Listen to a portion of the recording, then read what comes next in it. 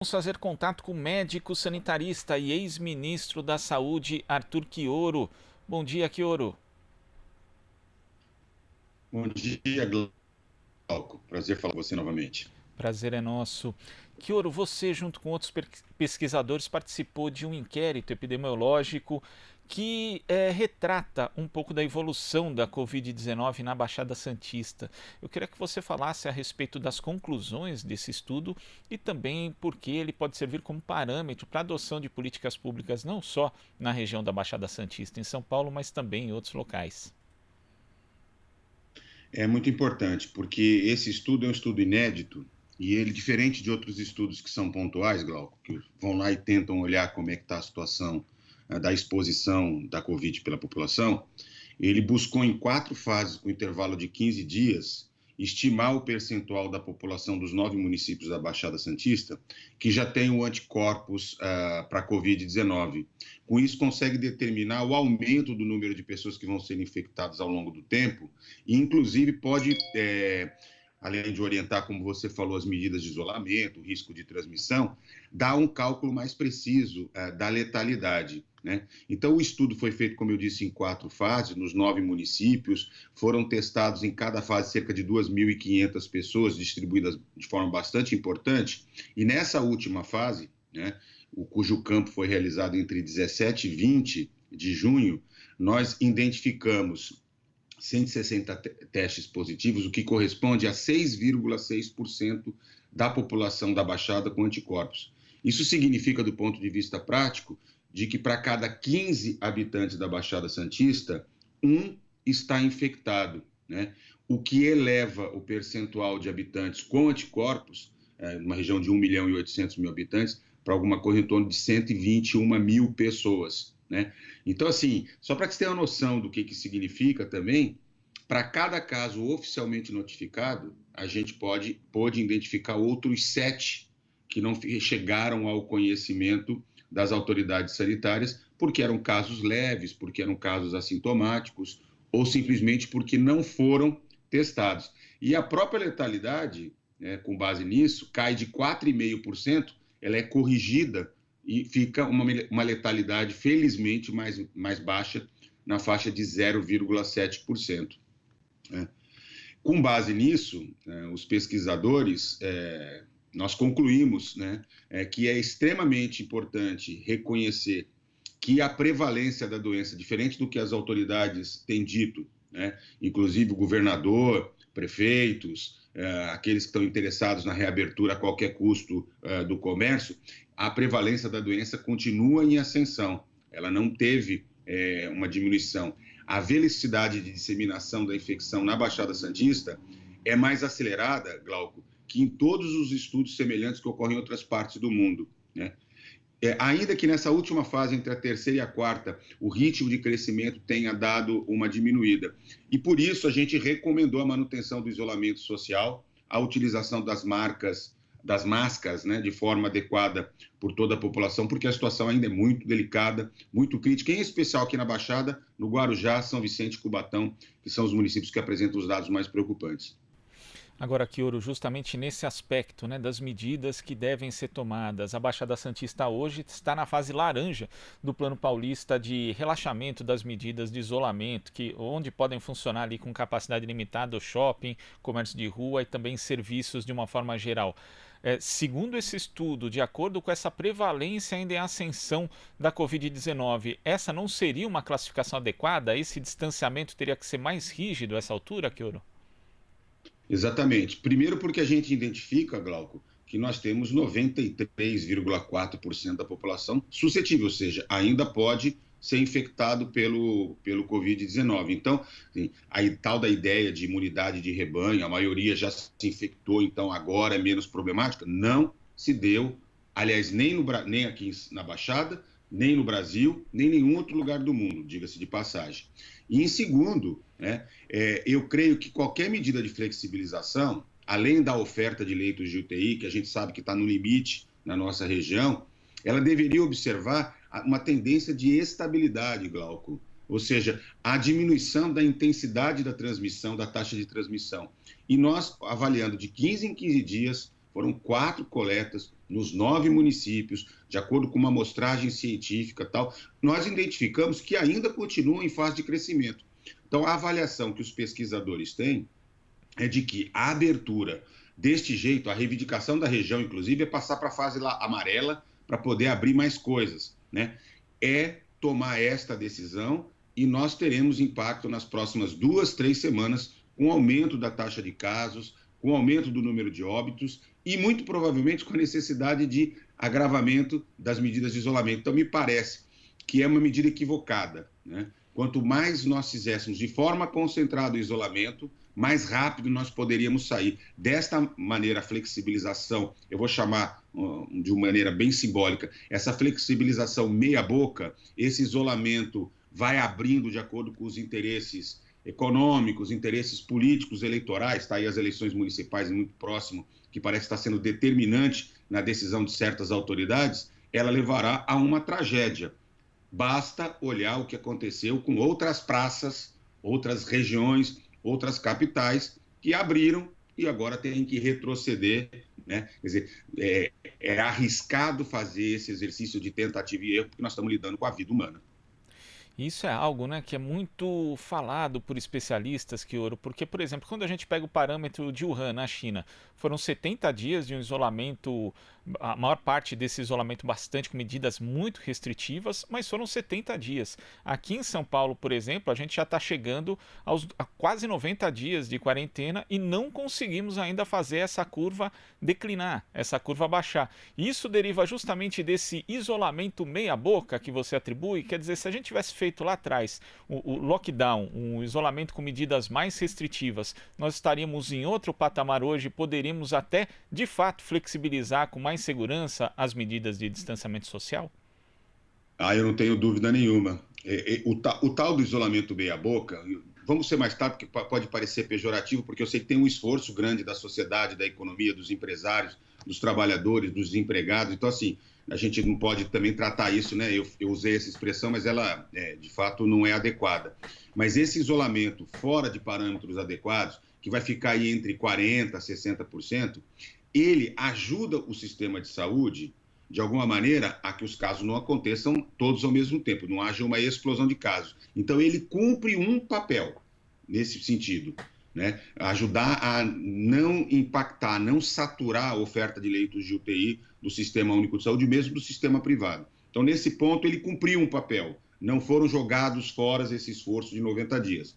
O problema é que a experiência internacional, Glauco, mostra que um isolamento mais amplo, acima de 70%, que se aproxime da ideia de lockdown. No lockdown, literalmente, a gente trava a circulação das pessoas.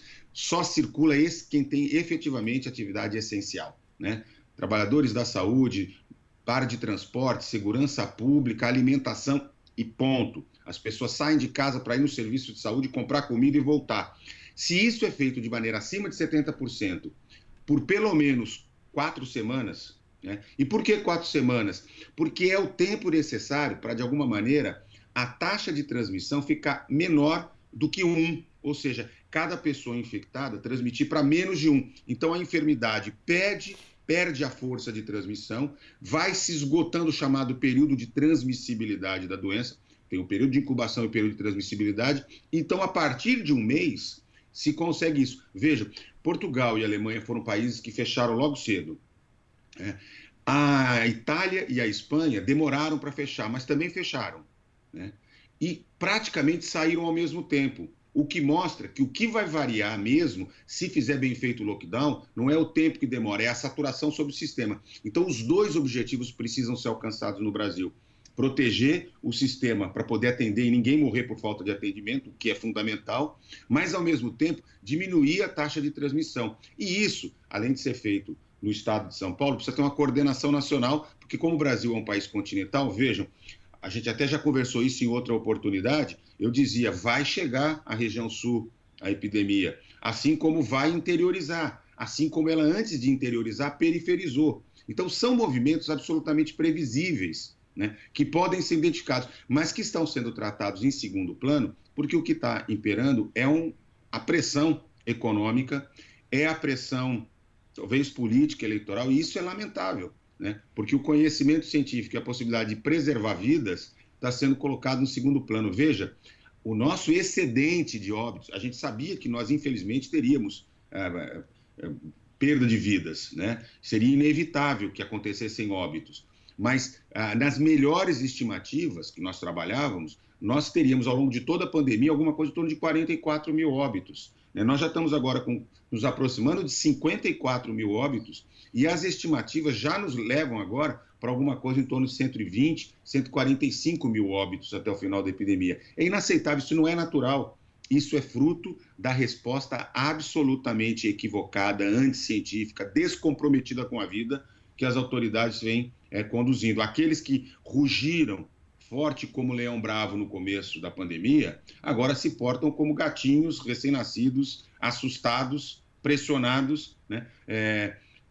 Tentando encontrar alternativas que não encontram embasamento científico. E os dados estão aí, os estudos estão aí, vejam, foram feitos estudos na cidade de São Paulo, nós estamos na quarta fase dessa pesquisa, né? Então, assim, esse conhecimento não pode ser desprezado na tomada de decisões, porque custará milhares de vidas dos nossos cidadãos.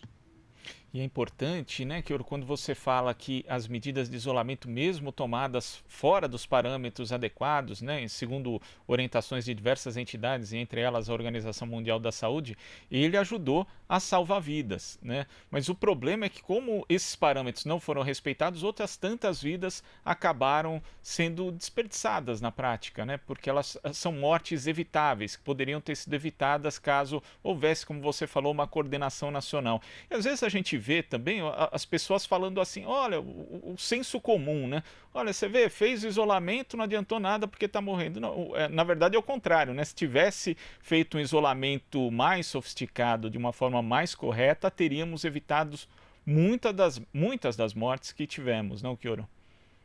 E tem um dado, Glauco, que a pesquisa nossa mostra, nós vamos inclusive publicar um artigo trazendo isso, que escancara a questão da desigualdade social, porque esse é um pano de fundo da experiência da Covid-19 no Brasil, diferente do que acontece no hemisfério norte.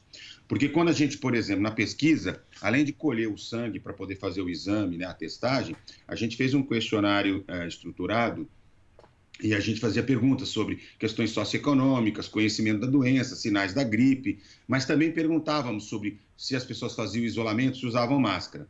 Então é muito interessante porque, assim, as famílias com maior nível de renda, maior escolaridade e melhores condições habitacionais, elas, mais de 90% cumpriam o isolamento e usavam máscara de forma adequada. Quando a gente chegava nas famílias de mais baixa renda, principalmente famílias com menos de 3 salários mínimos, moradias com menos de 3 cômodos e baixo nível de escolaridade, o cumprimento das medidas de isolamento caíam para baixo de 40%.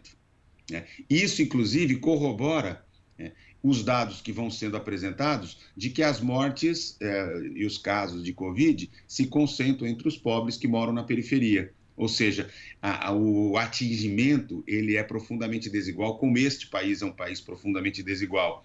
Então, assim, é muito interessante que os setores empresários digam, olha, mas não está morrendo ninguém, ou a quantidade é muito pequena, ou reproduzindo aquele discurso do Bolsonaro, né, de que, e daí é inevitável, quem sou eu para evitar morte, coisas desse tipo. Né? Então, assim, vidas importam. Né? Agora, parece não importar quando são as vidas da classe trabalhadora, quando são as vidas dos pobres, quando são as vidas das pessoas que moram na periferia, quando são a vida dos pretos. Né? Então, assim, isso nos causa muita indignação, porque a vulnerabilidade social, a desigualdade social ficou escandalosamente marcada no padrão e nos óbitos. Né? Então, acho que assim, era fundamental produzir uma análise nesse sentido, porque me parece que só o cálculo econômico, e é claro que é importante, inclusive para a saúde das pessoas, né? Se a economia não gira, se não tem renda, se as pessoas não têm segurança alimentar, mas é essa hora que o Estado tinha que entrar fortemente no sentido de proteger, inclusive, os pequenos e médios empresários e, em particular, trabalhadores informais, desempregados, trabalhadores de baixa renda,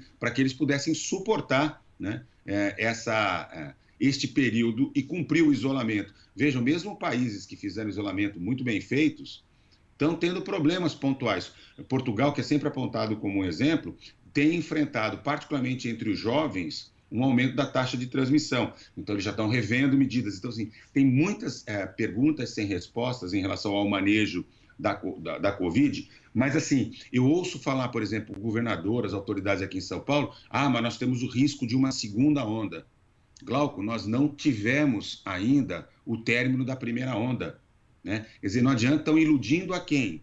Podem tentar enganar a população, chamando de volta ao shopping, chamando de volta ao consumo e etc. Tal. Nada contra o funcionamento da economia, insisto. Né? Mas isso precisaria ser feito com juízo, né, certo? E quanto mais rápido nós fizéssemos o isolamento social bem feito, testagem e as medidas de controle, mais rápido nós poderíamos enfrentar a recuperação da economia e a volta à atividade relativamente normal, porque até a vacina ela não será normal, né? Mas porque esse é um desejo de todos nós. Mas me parece que nós assim caminhamos assim de maneira muito explícita para a ideia da endemização, ou seja, da manutenção quase que em caráter permanente entre nós da Covid, e para um genocídio, né? Porque os patamares de óbitos que nós estamos alcançando não podem ganhar outra expressão para traduzi-los. E quando você fala, Kioro, justamente dessa questão da desigualdade no Brasil que fica escancarada durante a pandemia, temos as pessoas justamente que não podem sequer se prevenir em relação à Covid-19 por conta das condições econômicas, das condições sanitárias. Muita gente não tem nem acesso à água quando a gente fala de higienização e tem também a falta de informação de uma forma geral. Dados relativos justamente à Baixada Santista, né, com base aqui em 12.588 pessoas, mostram que apenas 45% das pessoas observadas andando nas ruas ali de 5 cidades da região usavam a máscara de forma correta. Então a gente tem ainda esse outro risco que é a desinformação, Kioro. Esse estudo, inclusive, foi conduzido pelo professor Evaldo Stanislau, que faz parte desse nosso grupo de pesquisa, foi feito com seus alunos da universidade, e ele é significativo, porque, apesar de ser um estudo muito simples do ponto de vista da sua estruturação, ele traz um resultado que confirma, né, o abandono da estratégia de comunicação como um elemento fundamental para a informação e educação em saúde. O Ministério da Saúde não usou um centavo até agora para fazer uma campanha usando TV, usando as mídias sociais, né, no sentido de poder orientar as pessoas, por exemplo, em relação ao uso da máscara. Primeiro já terceirizou, delegou as pessoas se revirarem em relação às máscaras. Ok, a população deu um jeito e está correndo atrás, virou até alguma, de certa forma, fonte de renda para as costureiras, etc. As pessoas estão tendo acesso à máscara. Mas não basta pendurá-la no queixo, não basta pendurá-la na orelha, né? Não basta colocá-la com o nariz de fora. Tem todo um cuidado de manejo que é essencial. A pior coisa é a pessoa achar que está protegida e, no fundo, ela está tão exposta quanto. Veja, eu vou dar um exemplo bem concreto, igual. Né?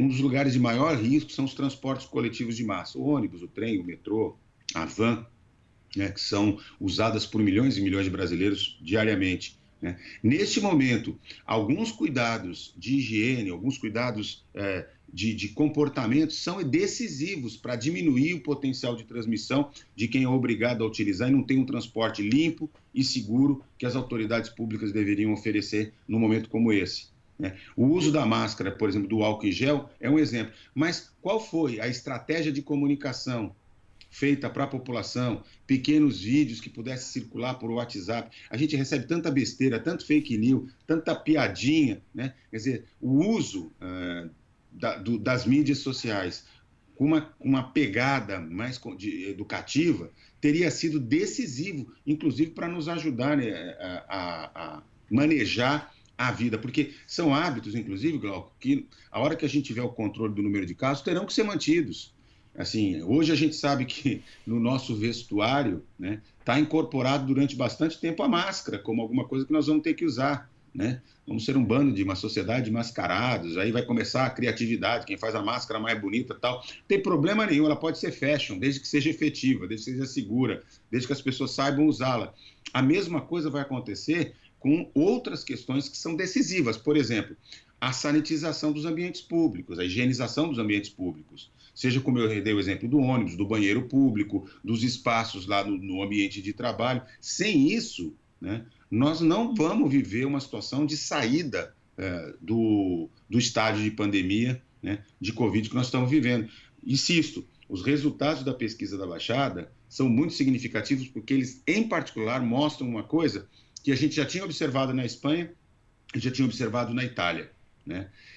Que são países que já controlaram, mas tem uma taxa entre 6% e 8% de infectados. Claro, tem regiões, por exemplo, do norte da Itália, que chegam quase a 18% da população foram infectadas, mas ainda assim, as regiões mais infectadas, como acontece, por exemplo, na cidade de São Paulo, ou mesmo aqui na Baixada, em bairros da periferia, onde o percentual de infecção da população é muito mais alto, jamais chegará próximo daquilo que se chama de imunidade de rebanho e, portanto, uma proteção natural da própria população. Então, até o advento da vacina, né, que a gente espera que esteja disponível a partir de 1 ano, mas a gente não tem essa certeza, nós precisamos tomar uma atitude. E aqui me parece que a atitude mais burra que podemos tomar, mais ineficiente, mais injustificável, é nós mesmos darmos fôlego para a manutenção da transmissão da doença até chegar a vacina. Ou seja, não faz mínimo sentido. Eu estava vendo, não sei, muita gente deve ter recebido, uma aula que o presidente de Portugal, né, estava dando para os alunos via a TV portuguesa e tal, e ele explicava para os meninos, né, para os meninos portugueses lá com quem ele conversava, ele dizia exatamente isso, que essa era a atitude mais inteligente. Ora, pelo menos uma vez a gente podia admitir que os portugueses estão sendo mais inteligentes, pelo menos o presidente de Portugal, já que o nosso faz o serviço completamente o contrário, né? E Kioro, para a gente concluir aqui, grosso modo, a gente pode dizer no Brasil que temos hoje as pessoas que infelizmente não conseguem manter as regras mínimas de isolamento social por conta justamente das dificuldades econômicas e pelo fato do governo federal e também outras instâncias não terem aí garantido a manutenção da sobrevivência econômica dessas pessoas. Temos também aqueles que não acreditam, simplesmente saem, vivem a vida como se tudo tivesse absolutamente normal a despeito do elevado número de mortes que a gente tem em decorrência da Covid-19, e tem as pessoas também que respeitam o isolamento social porque têm condições econômicas para isso, mas essa altura também já começam a ficar com a sua convicção um pouco mais fragilizada. Então queria que você falasse, reforçasse, Kioro, você já falou um pouco durante a nossa conversa, mas da importância não só da higienização, mas também de quem puder manter o distanciamento social, o isolamento nesse momento, continuar mantendo. Isso é fundamental. Veja, nos países europeus, por exemplo, as pessoas que ideologicamente se posicionaram contra foram fortemente reprimidas, multadas, algumas chegaram a ser presas, tal, porque vai existir gente que é egoísta, que é individualista, para não entender. No Brasil, nós temos um problema que é de ordem ideológica, né, um chamamento do presidente da República, dos seus seguidores, ao não cumprimento, ainda que parte deles pode até falar da boca para fora, mas estão preocupados, até porque estão perdendo seus parentes, estão vendo a grave situação. Então, o impacto é importante, mas ele não abrange a totalidade de seus seguidores. Mas me parece que a questão mais grave, Glauco, é aquilo que você disse, né? A não criação por parte do governo, do Estado, de condições para que as pessoas, e eu não me refiro nem só às pessoas pobres, né? Eu me refiro, por exemplo, também aos pequenos e médios empresários, que precisariam de um conjunto de iniciativas governamentais que permitisse a manutenção dos seus negócios. Claro que todo mundo está afetado, mas a manutenção dos seus negócios, a manutenção dos empregos, né? O auxílio emergencial para os trabalhadores e para as pessoas desempregadas, para as famílias mais pobres, né? A segurança alimentar. Eu, quando atendi no Hospital São Paulo, na Unifesp, eu atendi um pedreiro, né, que estava com Covid, ele disse para mim assim, mas doutor, eu não tenho como ficar mais 14 dias em casa. Se eu não sair para trabalhar, eu não ponho comida para os meus filhos. Né? Eu tenho que colocar. Então, assim, é dramático, porque a gente também não pode criminalizar a população pobre porque não consegue cumprir. Né? Às vezes as condições de moradia são absolutamente inadequadas para que as pessoas fiquem dentro de casa. Às vezes falta comida, falta capacidade de se alimentar. Então, assim, esta tragédia, né, que toma conta. Eu acho que é o que diferencia, inclusive, a pandemia de Covid no Brasil, né, pela nossa desigualdade, pela nossa injustiça social, e a que impera em outros países. Claro que alimentada por essa postura absolutamente irresponsável, insensível, né, do presidente da República, que joga contra tudo, né? Não é por menos que eu o considero o inimigo pior nessa pandemia, pior do que o Covid, do que o coronavírus, é o presidente Bolsonaro, né? Ele fez um estrago histórico que o futuro vai mostrar para a gente. Quando a gente analisar esse período, nós vamos dizer por que a gente tomou essa decisão de colocar isso, quer dizer, a sociedade brasileira, né, tomou essa decisão, o custo humanitário que isso teve, essa decisão teve, né? Mas, enfim, é o que nós temos aí. Meu conselho, se eu pudesse dar um conselho como médico sanitarista, como um professor universitário, alguém que está pesquisando, eu sei que é difícil, mas faça o isolamento social, use a máscara, né? Pense sempre do ponto de vista generoso, solidário, porque nós vamos sair dessa, mas nós podemos sair com mais perdas de vidas, com mais entes queridos nos deixando precocemente, ou podemos sair preservando ao máximo possível, né, aqueles que a gente ama. E quem não ama ninguém, pelo menos tem um compromisso social, né? Como cidadão, cumpra a sua parte, eu acho que vale a pena, né? É um pouquinho mais de esforço, né?